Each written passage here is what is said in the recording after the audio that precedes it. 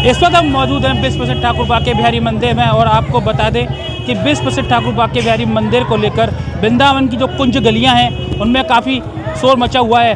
और शोर किस बात का है आपको बता दें कि शोर जो है वह विश्व प्रसिद्ध ठाकुर बाके बिहारी मंदिर को जो कॉरिडोर की प्रस्तावित मांग की गई है उसको लेकर काफ़ी हलचल मची हुई है, क्योंकि बाके बिहारी मंदिर पर उत्तर प्रदेश सरकार द्वारा कॉरिडोर बनाने की बात सामने आई है, जिसको लेकर मंदिर गोस्वामी और मंदिर के जो व्यापारी और स्थानीय लोग हैं वह कॉरिडोर का विरोध कर रहे हैं। उनका कहना है कि यदि ठाकुर बाके बिहारी मंदिर पर कॉरिडोर बनाया जाता है तो उससे वृंदावन का अस्तित्व समाप्त हो जाएगा, क्योंकि वृंदावन का अस्तित्व कुंज गलियों से है, छोटी छोटी गलियों से, क्योंकि वह गलियाँ कुंज गलियाँ हैं और यहाँ पर ठाकुर बाके बिहारी और यहाँ के भगवान श्री कृष्ण और राधा ने रासलीला की है और अपनी क्रीड़ा स्थली की है। इसी वजह से यहाँ के गोस्वामी लोग, स्थानीय लोग यहाँ पर विरोध कर रहे हैं। आइए हम जानेंगे यहाँ के गोस्वामी से कि क्या कहते हैं कॉरिडोर को लेकर। गठन उत्तर प्रदेश सरकार में कर दिया गया है, वो ब्रज तीर्थ विकास परिषद का गठन होना ही नहीं चाहिए।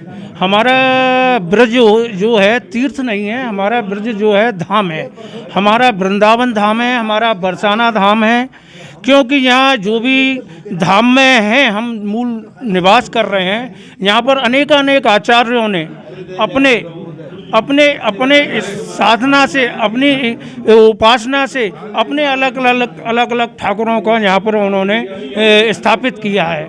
जैसे कि सर्वप्रथम यहाँ पर चैतन्य महाप्रभु आए, हरवंश महाप्रभु आए, हरवंश जी महाराज आए, हरदास जी महाराज आए, गोपाल भट्ट जी आए, सनातन जी आए। इन्होंने राधा रमन जी, राधा वल्लभ जी, बांके बिहारी जी, मदन मोहन जी, अनेक गोविंद देव जी, गोकुलानंद जी, गोपीनाथ जी, अनेक मंदिरों की यहाँ पर स्थापना की है, अनेक मंदिर बनाए हैं। तो उन एक मंदिर विशेष को लेकर यहाँ कॉरिडोर की आवश्यकता नहीं है।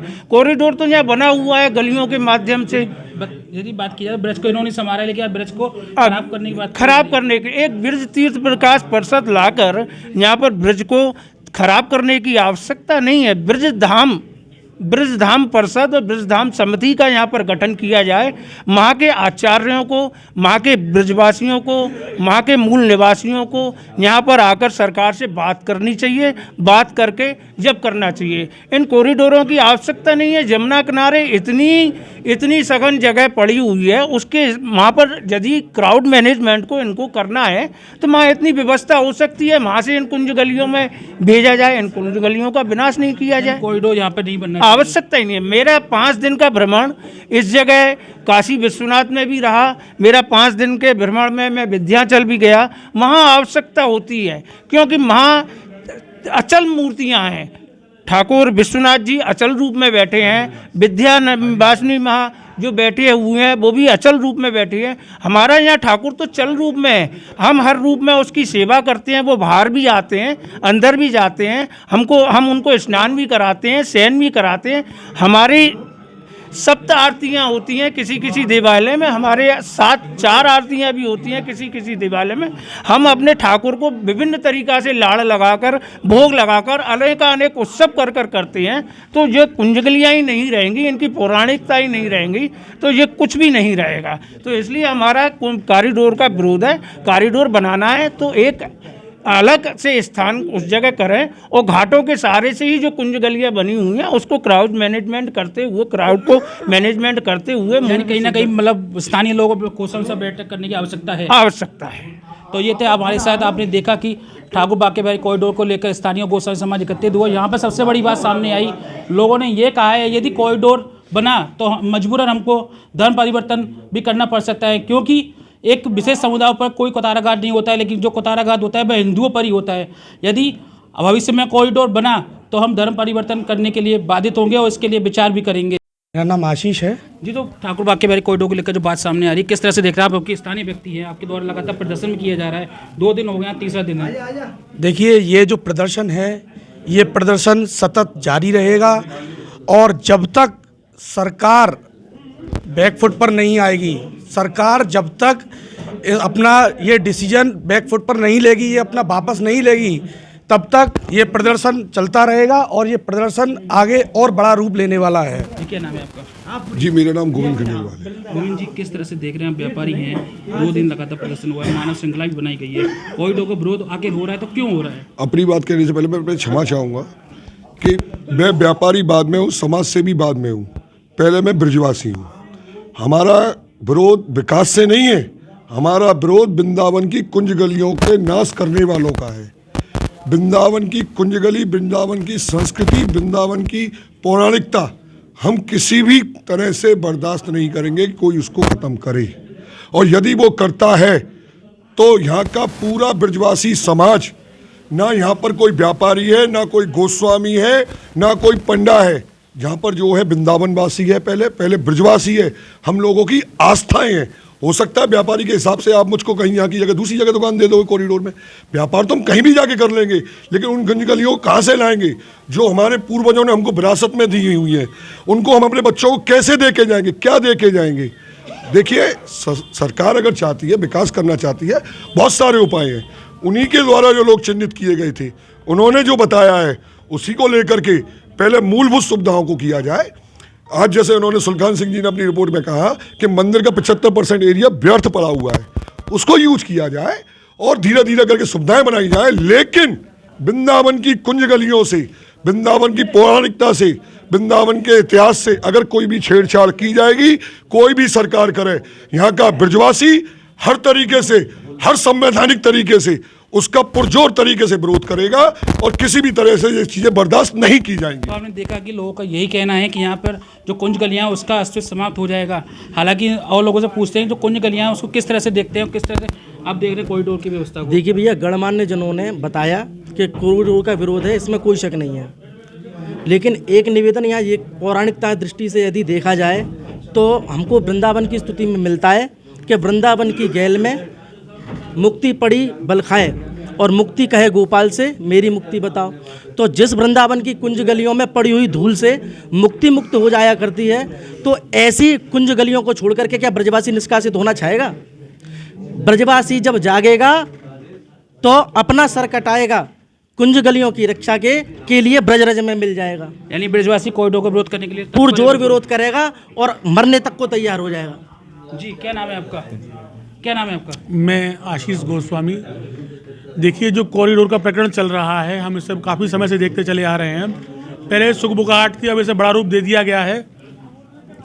बेशक ये दर्शनार्थियों की सुविधा हो सकती है, लेकिन सबसे पहले जो ब्रजवासी हैं, जो ठाकुर जी के सखा हैं, जो भगवान को अपना सब कुछ मानते हैं, यदि उनको ही यहाँ से हटा दिया जाएगा, ब्रज की शोभा ब्रजवासी और बंदर हैं।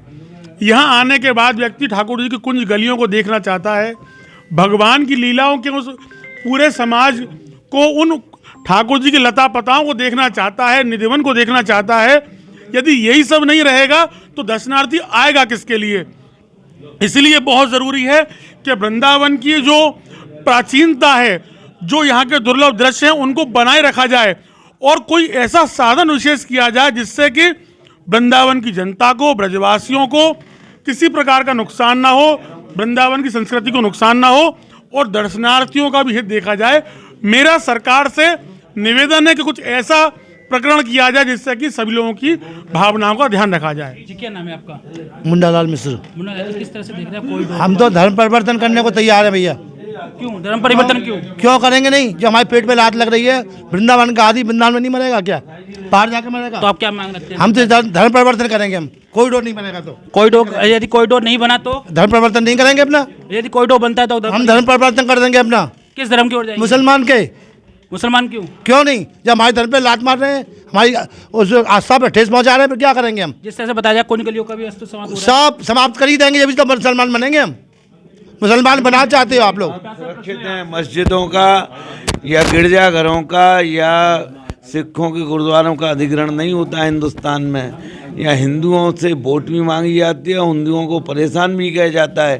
तो धर्म परिवर्तन की, जैसे भाई साहब ने कहा है, हो सकता है ये भी एक बड़ा विचित्र कदम हो। तो ये बड़ी सोचने वाली बात होगी धर्म परिवर्तन। अब ये तो सोच कौन रहा है इस बारे में? वन मैन से हो रहा है, एक व्यक्ति सारे तीर्थ को बदल के रख देगा। गोस्वामी जी बताएं जी।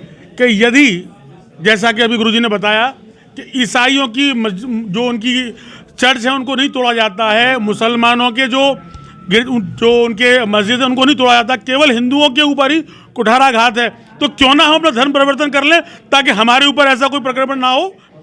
तो बहुत ज़रूरी है, विचार करने का विषय है।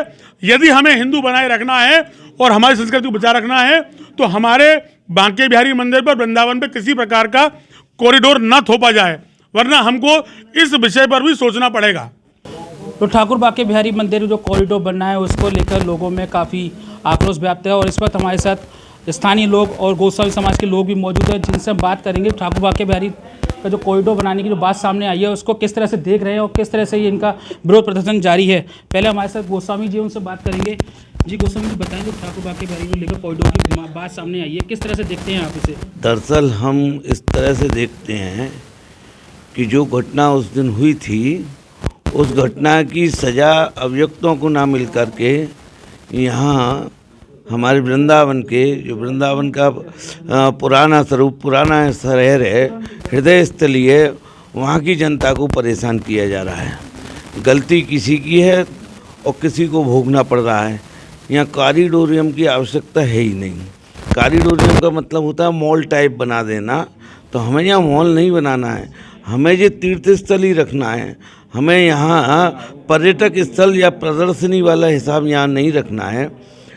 यहाँ जो भी लोग रह रहे हैं वो देवालयों वाले हैं, गोविंद, गोपीनाथ, मदन मोहन, राधा दामोदर, श्याम सुंदर और ये राधा रमन जी, ठाकुर जुगल किशोर जी, ये 10 प्रतिष्ठित मंदिर जो हैं इनके गोस्वामी जो आचार्य लोग हुए हैं, वही बात कहूँगा, हरदास जी, हरवंश जी, हरिनाम व्यास जी और गोपाल भट्ट जी, जीव गोस्वामी आदि जो हैं, उनकी संतान जिनको ये लोग अपनी निधि यानी कि मूर्तियाँ राधा वल्लभ जी, हरवंश जी ने राधा वल्लभ जी की, हरदास जी ने बांके बिहार जी की, जीव गोस्वामी जी ने, गोपाल भट्ट जी ने राधा रमन जी की, ये सब लोगों का जो पुजारी लोग बोले जाते हैं, इस मंदिर के कस्टोडियन बोले जाते हैं, संरक्षक बोले जाते हैं। ठाकुर जी सारे नाबालिग हैं।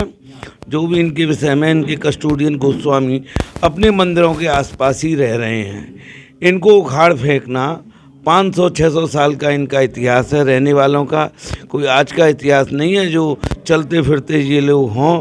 इनको संगठन को ख़त्म करना, ब्राह्मणों के को, और यहाँ की जनता को किसी तरह से उसका मनोबल ख़त्म करने के लिए ये सब व्यवस्थाएं बना दी जा रही हैं। जिस तरह से बताया जा रहा है ठाकुर बांके बिहारी में यदि कॉरिडोर बनता है तो सड़कें चौड़ी हो जाएंगी और लोगों का सुबह आगमन भी बहुत अच्छे से होगा, किसी तरह की परेशानी नहीं होगी।